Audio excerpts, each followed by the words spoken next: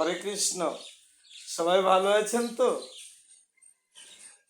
আজ 14ই শ্রাবণ, রোজ বৃহস্পতিবার।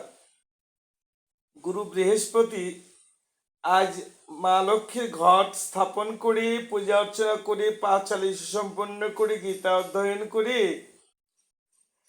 ভগবানের কাছে মালা সমর্পণ করলাম, প্রসাদ নিলাম।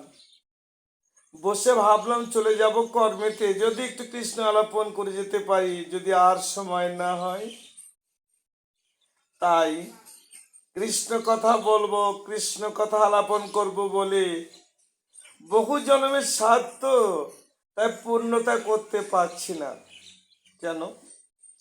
গীতায় ভগবান বলেছেন কর্মণাং বাধ্যতা বুদ্ধি না, কর্মে যাহা লিপিবদ্ধ আছে তুমি তাহাকে ভোগ করিবার জন্য সদাই সর্বক্ষণ পরিপূর্ণ থেকো। আজকে মনে পড়ে অতীতের কথাগুলো।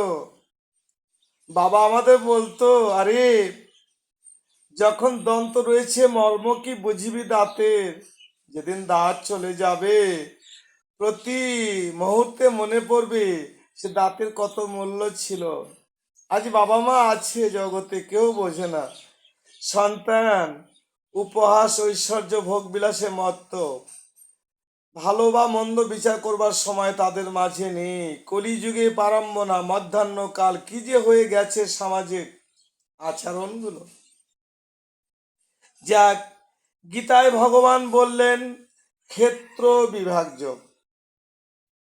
আবার সেখানে পরিহার করে বললেন দৈবাসুর বিভাজ্য।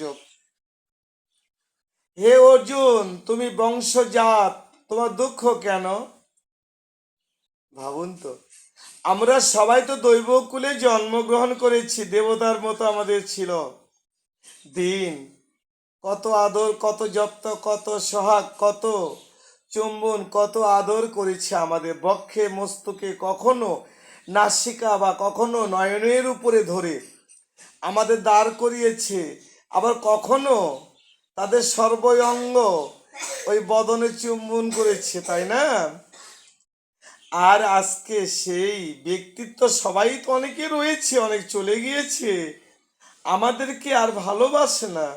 কারণ কারণ একটি, সেটা হলো তুমি যতই যাও না গির্জা মন্দির, যতই করো গঙ্গায় স্নান,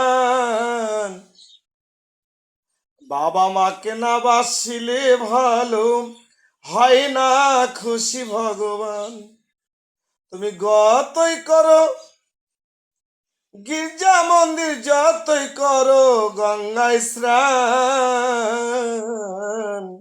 বাবা মাকে না বাসিলে ভালো হয় না খুশি ভগবান।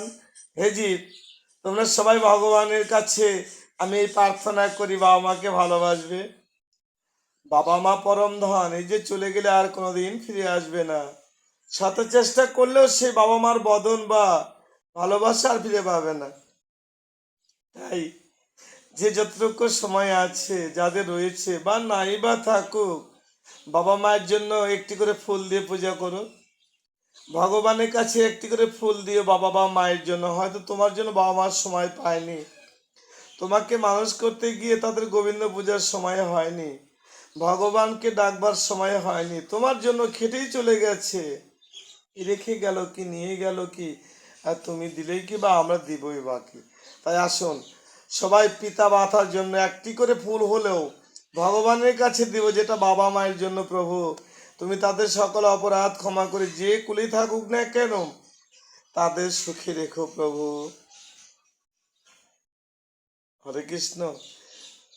বলতে অনেক কষ্ট হয়, সন্তান জন্ম আমরা সবাই দিয়েছি, তবে আমার মতো হয়তো এত কষ্ট জগতে আর কেউ পায় কিনা আমি জানি না। সবাই ভালো থাকবেন। নিতাই গৌর হরিবল। হরে কৃষ্ণ।